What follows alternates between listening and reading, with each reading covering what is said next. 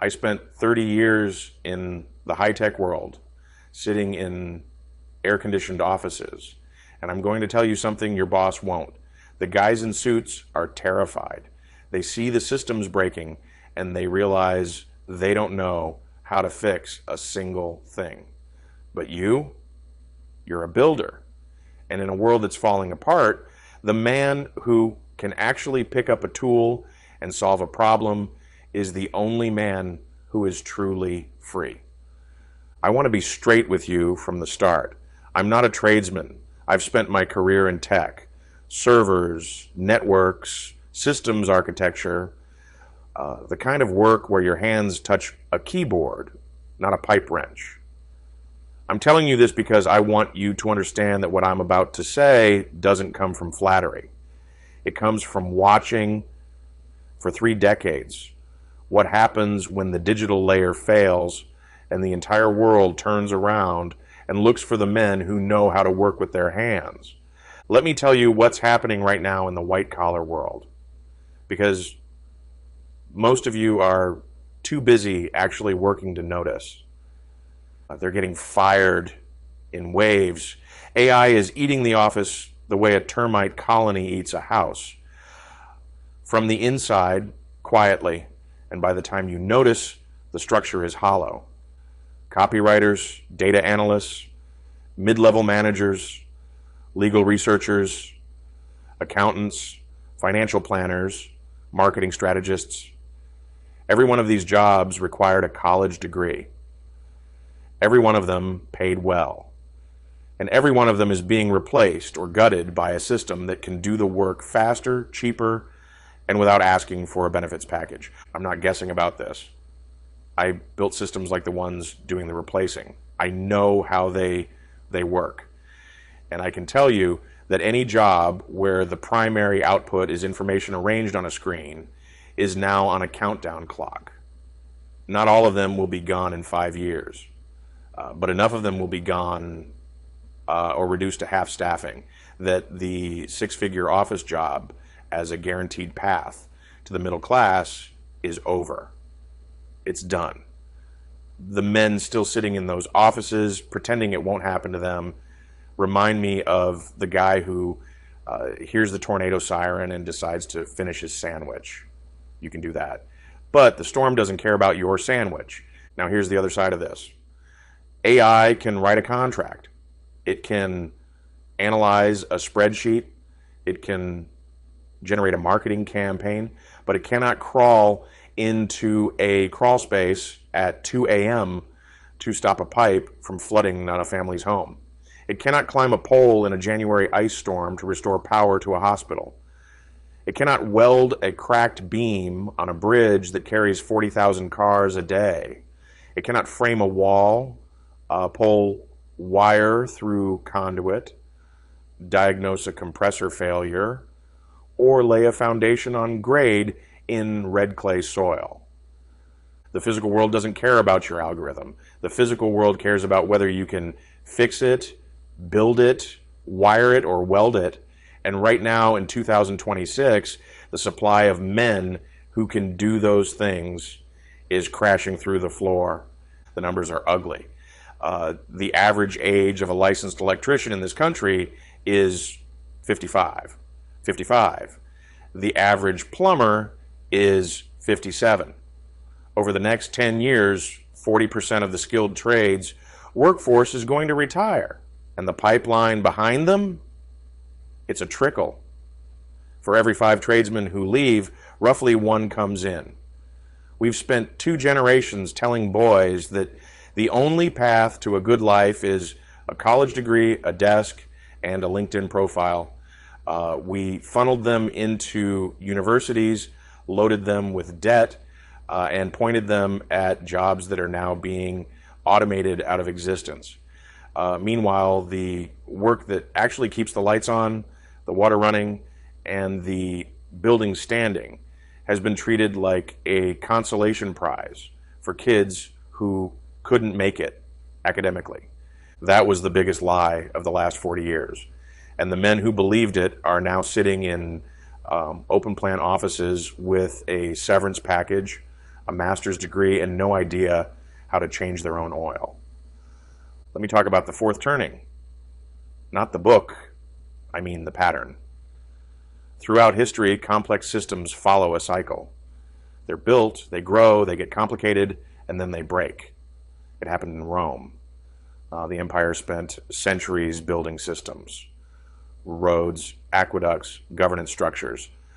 And as those systems got bigger, they got more fragile.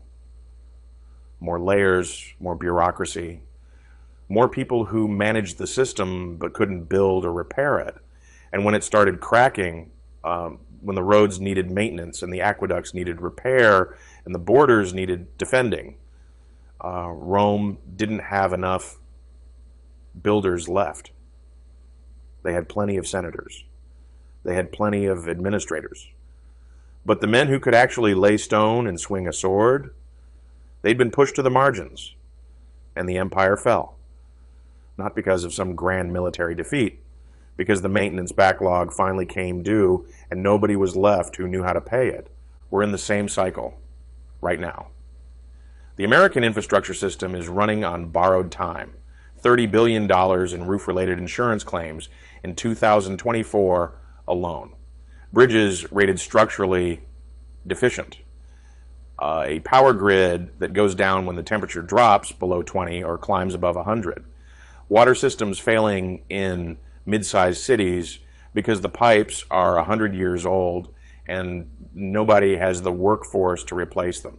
Every single one of these problems requires a man with tools, training, and the ability to make a decision on the spot. Not a committee, not an app, a man who can look at a broken system, figure out what's wrong, and fix it. Mike Rowe has been screaming about this for a decade. He calls it a clear and present freakout among business leaders. And he's right. The corporate world is just now waking up to the fact that they can't automate a pipe fitting, they can't outsource a furnace repair to Bangalore, and they can't hire a chatbot to climb a cell tower. The physical world requires physical men, and we're running out of them at exactly the moment we need more of them than ever. Here's what makes this different from previous downturns. In 2008, when the economy crashed, white-collar and blue-collar workers both got hit. But the tradesmen recovered first. Because a recession can slow construction, but it can't stop toilets from breaking. It can't stop roofs from leaking. It can't stop electrical panels from burning out. The demand for skilled trades work has a floor that never reaches zero because the physical world doesn't stop decaying just because the stock market went down. Now, that floor doesn't exist for the office worker. When budgets get cut, the consultant gets fired, the marketing team gets halved, the analytics department gets restructured, but the plumber keeps getting calls. The HVAC tech keeps getting dispatched. The electrician keeps getting work orders because the physical world doesn't care about the economy. It just keeps breaking. That's what I call sovereign decisiveness in my book, The Winter Sovereign. The power to act when the system fails. In my framework, that's the highest form of leadership. Not the guy who chairs the meeting, but the guy who's already solving the problem while the meeting is still being scheduled. During the Depression, the men who survived and thrived weren't the bankers. They were the men who could build a shelter, grow food, fix an engine, and barter a skill for a meal. During World War II, it wasn't the theorists who won the war. It was the mechanics, the welders, the electricians, the machinists, the men who built the bombers, the tanks, the bridges, and the field hospitals. Every fourth turning in history has the same lesson. When the system breaks, the man who can build things becomes the leader by default. Not by election, not by promotion, by necessity. And we're walking into the next one right now. The question isn't whether things will break. They're already breaking. The question is whether you'll be the man who knows how to fix them. Let me talk to the men who are in the trades right now, but feel like they drew the short straw. I hear this more than you'd think. Guys who are skilled, guys who are good at what they do, but who carry a quiet chip on their shoulder because the culture told them they should have gone to college, should have gotten the office job, should have been the guy in the clean shirt with the title on his door instead of the guy with pipe dope on his knuckles.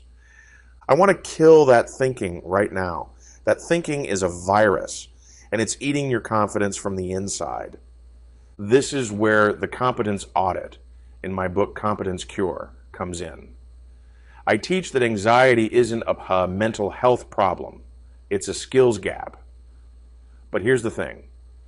For most tradesmen, the anxiety doesn't come from a lack of skill. It comes from a lack of recognition. You know your trade. You can solve problems most people can't even describe.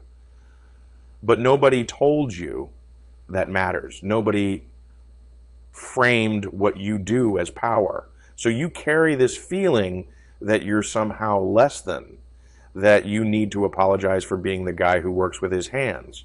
Listen to me. True confidence isn't a feeling. True confidence is the dirt under your fingernails and the job done right. It's the moment you walk into a building and you can hear what's wrong before anyone shows you. It's the weld that holds, the panel that's wired clean, the foundation that's level to a 1/16 of an inch. That's not blue-collar work. That's mastery. And mastery is the only form of authority that can't be taken away by a layoff, a market crash, or an algorithm. The master electrician during a grid failure doesn't need permission. He doesn't need a meeting. He doesn't need consensus or a committee vote. He walks in, assesses the damage, makes the call, and restores power. That is sovereign decisiveness in its purest form. The welder during infrastructure collapse doesn't send a Slack message. He lights the torch. The plumber during a flood doesn't check with his manager. He finds the shutoff. These men are operating with a kind of authority that no degree, no title, and no org chart can confer. It comes from competence, period, and no one can take it away.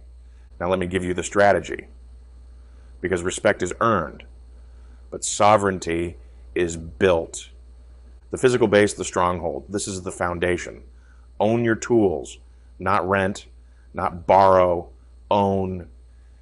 Every tool in your truck should be yours, because a man who owns his tools can work for anyone or no one.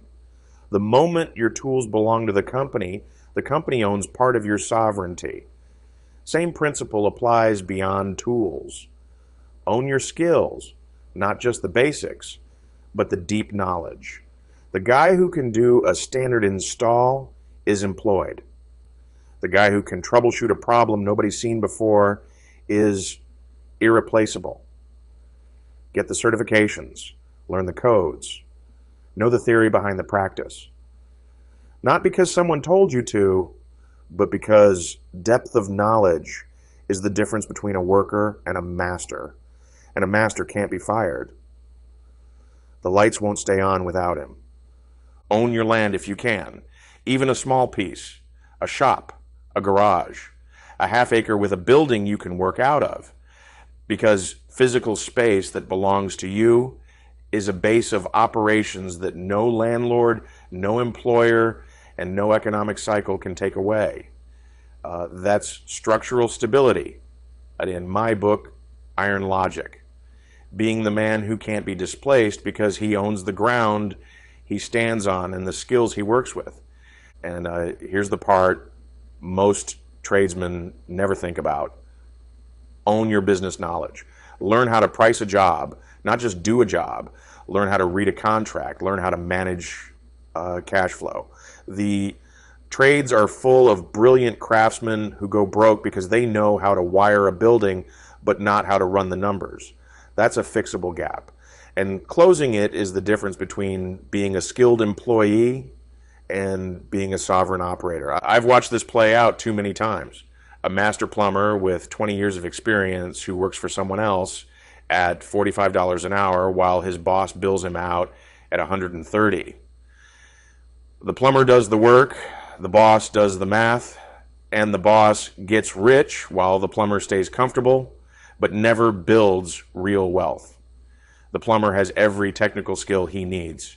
What he doesn't have is the business architecture to capture the full value of his own labor.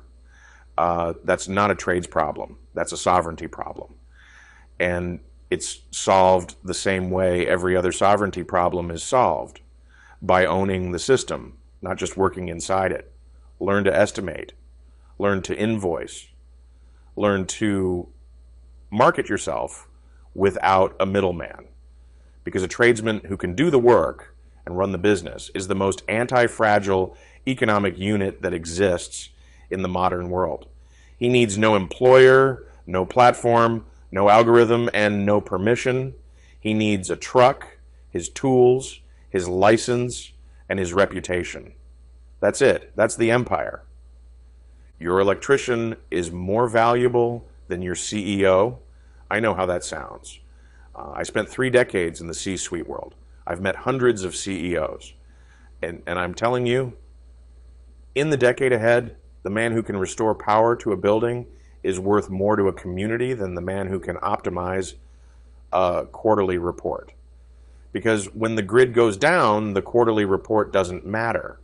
When the pipes burst, the strategic plan doesn't matter. When the bridge cracks, the shareholder letter doesn't matter. What matters is whether someone can fix it. And fixing things is what you do. The fourth turning is here. The systems are breaking, the institutions are creaking, the white-collar world is shedding jobs like a dog sheds fur in June.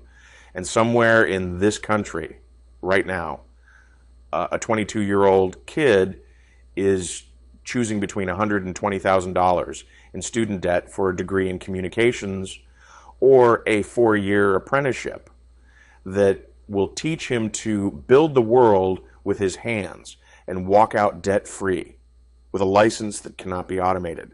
I know which bet I'd take, and if you're watching this, you probably already made it. So stop apologizing. Stop measuring yourself against the guys in suits. They're the ones who should be measuring themselves against you. Because when the lights go out, and they will go out, nobody's calling the MBA. They're calling you. I want to end with a message to the older tradesmen, the guys who've been doing this for 20, 30 years. Your body hurts. Your knees are shot. Your back tells you the weather before the forecast does. And you might be thinking this is a young man's game and your time is passing. It's not. Your time is just starting to pay its highest dividend. Because the thing you carry that no young apprentice has, the thing that takes decades to build, is judgment. The ability to walk onto a job site and know before anyone opens a blueprint what's going to go wrong. The ability to hear a motor and know what's failing. The ability to look at a system that someone else built and see where the shortcuts were taken. That judgment is the rarest commodity in the trades. And in the fourth turning, when everything is breaking faster than it can be fixed, the man who can diagnose the problem in 30 seconds instead of 3 hours is worth more than any technology on earth. Pass it down. Take an apprentice. Teach the kid who's willing to show up early and stay late. Because the only thing worse than a fourth turning is a fourth turning with no one left who remembers how things are supposed to work. You are the bridge between the world that was built and the world that needs to be rebuilt. That's not a burden. That's a legacy. Build things, fix things, own your tools, your skills, and your ground. That's sovereignty. Everything else is just talk. If you like this content, please like and subscribe. It keeps the motor running. And If you'd like to learn more, check out my books on Amazon or click the links below.